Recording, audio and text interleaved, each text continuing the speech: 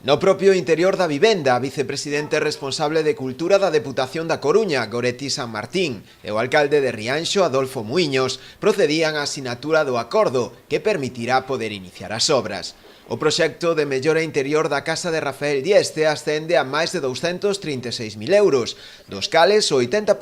serán aportados pola Deputación e a cantidade restante asumida polo Concello. A actuación será unha continuidade ás obras xa realizadas no ano 2012, que consistiron basicamente na sustitución da cuberta e na mellora e limpeza da fachada. Dende o organismo provincial destacaron que con este proxecto o que se pretende é impulsar a condición de Rianxo como vila literaria, onde a cultura é tamén motor de dinamización turística e económica, como acontece tamén con outras casas de referencia no país, como é o caso da de Rosalía de Castro en Padrón. A facer que Rianxo sexa unha vila referente como vila literaria. É realmente unha das maneiras de facer turismo que a nos parece máis interesante, unha das maneiras de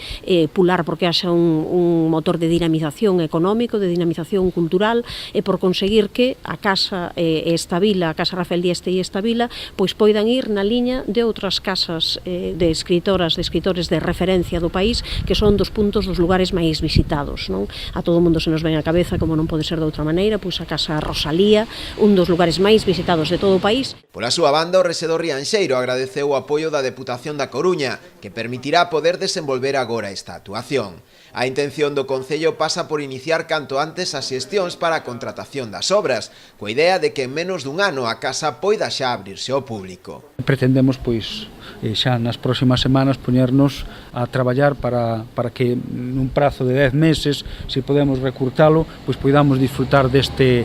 equipamento, non? É unha obra importante, unha obra que complementa dentro desta rúa tan especial de Rianxo, que en 100 metros alberga a Casa Museo de Manuel Antonio, esa xa é unha realidade municipal, a Casa de Castelao, moi próxima a esta de Rafael Dieste, e que con este proxecto de Rafael Dieste pois acomete tamén a materialización tamén dun proxecto para ubicar nesta rúa tres grandes referentes para a visita da xente, visita turística, visita cultural. Muiños adiantou tamén algúns dos materiais e contidos que formarán parte do futuro museo da Casa de Rafael Dieste, como é o caso do mobiliario orixinal que xa foi restaurado, o piano, coleccións de partituras ou mesmo primeiras edicións das súas principais obras.